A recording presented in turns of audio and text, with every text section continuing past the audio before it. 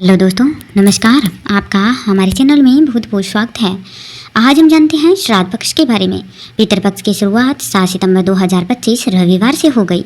इस दिन पूर्णिमा श्राद्ध मनाया गया। वहीं पितृपक्ष का पहला श्राद्ध यानी प्रतिपदा श्राद्ध 8 सितंबर को है। महालया श्राद्ध 21 सितंबर को रहेगा। भाद्रपद शुक्ल पक्ष की पूर्णिमा से 16 दिवसीय श्राद्ध प्रारंभ होते हैं। 21 सितंबर को श्रव पितर मोक्ष अमावस्या के साथ होगा। सनातन धर्म में श्राद्ध पक्ष का विशेष धार्मिक महत्व माना जाता है। श्राद्ध शब्द श्रद्धा से बना है, जिसका मतलब है पितरों के प्रति हमारी श्रद्धा भाव।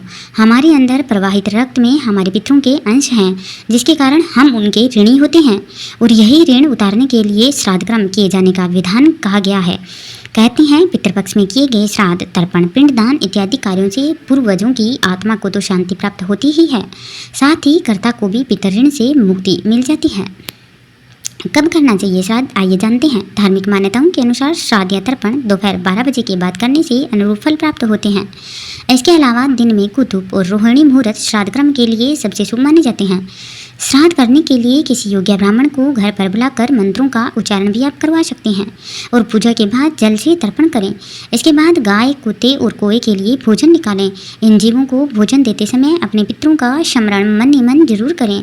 पितरों को पानी पिलाने की प्रक्रिया को ही तर्पण कहा जाता है। तर्पण करने के लिए एक पीतल या फिर स्टील की प्रात लें, उसमें शुद्ध जल डालें और फिर थोड़े काले तिल और दूध भी डालें। इस प्रात को अपने सामने रखें और एक अन्य खाली पात्र भी पास में रखें। फिर अपने दोनों हाथों के अंगूठे और तर्जनी अंगुली के मध्य में दुर्वा यानी कुसा लेकर अंजलि बना लें, यानी दोनों हाथों को मिलाकर उसमें जल भर लें। इसके बाद अंजलि में भरा हुआ जल दूसरे खाली पात्र में डालें।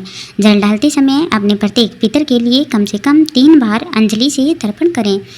पितृपक्ष में सुबह जल्दी उठकर स्नान कर लें। इसके बाद घर की साफ सफाई करें और पूरे घर में गंगा जल छिड़कें। इसके बाद दक्षिण दिशा की ओर मुँह करके बाएं पैर को मोड़कर बाएं घुटने को जमीन पर टिकाकर बैठ जाएं। फिर एक तांबे का चौड़ा बर्तन लें, जिसमें काले तिल, गाय का कच्चा दूध और गंगा जल पानी डालें। फिर जल को दोनों हाथों में भरकर सीधे हाथ के अंगूठे से उसी बर्तन में गिराएं और इस दौरान अपने पितरों का स्मरण करें। पितरों के लिए भोजन तैयार करें।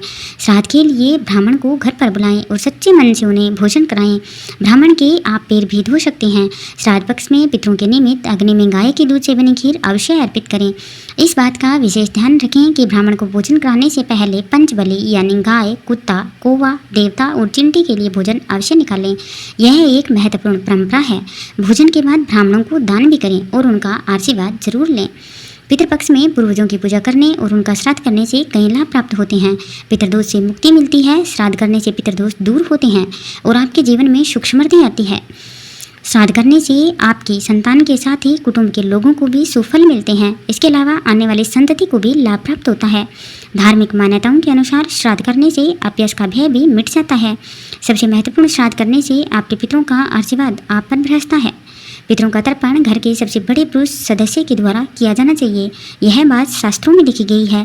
परंतु घर में कोई बड़ा पुरुष सदस्य अगर किसी कारणवश न हो तो पुत्र, पौत्र, नाती, पोते आदि भी पितरों का श्राद्ध कर्म कर सकते हैं। पितृपक्ष में कुछ कार्य वर्जित माने गए हैं, जैसे कि तामसिक भोजन, विशेष रूप से मांसाहार, शराब का सेवन बिल्कुल भी इन दिनों नहीं करना चाहिए। इस दौरान विवाह, मुंडन, गृह प्रवेश और नए व्यवसाय की शुरुआत जैसे कोई भी शुभ काम नहीं करना चाहिए। जो लोग श्राद्ध करते हैं उन्हें पितृपक्ष के 15 दिनों में बाल और नाखून काटने से भी परहेज करना चाहिए। धार्मिक नियमों के अनुसार पितरों को प्रसन्न करने के लिए श्राद्ध कर्म, तर्पण या पिंडदान में कुसा का उपयोग करना बहुत जरूरी होता है। कहते हैं कुसा से तर्पण करने से पितरों की आत्मा को शांति मिलती है। तो आप इस प्रकार अपने पितरजनों को प्रसन्न कर सकते हैं। अगर आपको हमारी यह जानकारी अच्छी लगी हो तो हमारे चैनल को लाइक करें और सब्सक्राइब अवश्य ही करिएगा। बहुत बहुत धन्यवाद।